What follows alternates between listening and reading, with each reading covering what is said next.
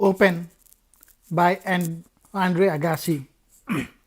He is one of the most beloved athletes in history and one of the most gifted men ever to step onto a tennis court.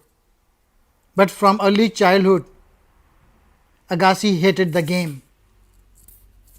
I play tennis for a living, even though I hate tennis. Hate it with a dark and secret passion, and always. Tennis is a sport in which you talk to yourself. No athletes talk to themselves like tennis player. This is when I begin to say something to myself, crazy things over and over until I believe them. I give myself strict orders as I shave.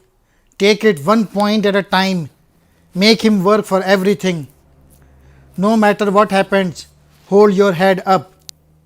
And for God's sakes, enjoy it, or at least try to enjoy moments of it.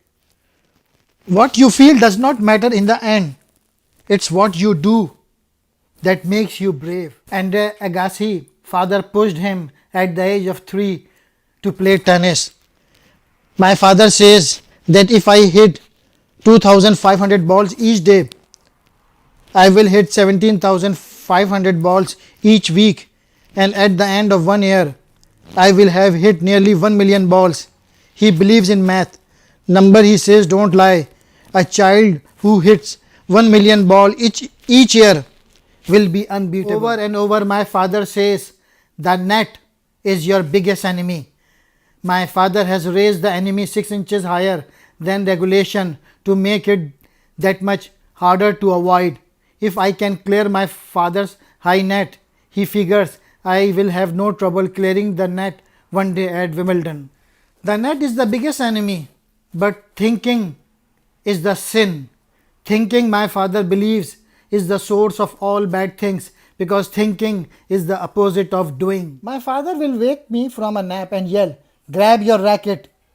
There is someone here you need to beat. It never occurs to him that I am taking a nap because I am exhausted from a morning playing the dragon. That 9-year-old don't often take naps. Somebody asks what my goals are, my dreams. I start to answer, but my father jumps in. He is going to be number 1 in the world. My father keep telling me, you got all the talent, all the fire, and all the luck. My father does not want to limit me or break me or ruin me. So he is banishing me by sending to Florida. He is sending me away partly to protect me from himself. When we are not drilling, we are studying the psychology of tennis. We take classes on mental toughness, positive thinking, and visualization. I see a gap between where I am and where I need to be, and I feel reasonably confident that I can close that gap. My coach gives me a fast primer on the mechanics of the body, the physics and hydraulics and architecture of human anatomy. To know what your body wants, he says, to understand what it needs and what it doesn't, you need to be a part engineer, part mathematician, part artist, part mystic. From the start, my coach, Gil, keeps a careful record of my workouts. He buys a brown ledger and marks down every rep, every set, every exercise, every day. He records my weight, my diet, my pulse, my travel. In the margins, he draws a diagram and even pictures. He says he wants to chart my progress, compile a database. He can refer to it in the coming years. He is making a study of me so he can rebuild me from the ground up. He is like a Michelangelo appraising a block of marble, but he is not put off by flaws.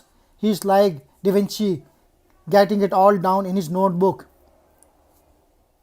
A win does not feel as good as a loss feels bad, and the good feeling does not last as long as the bad one, not even close.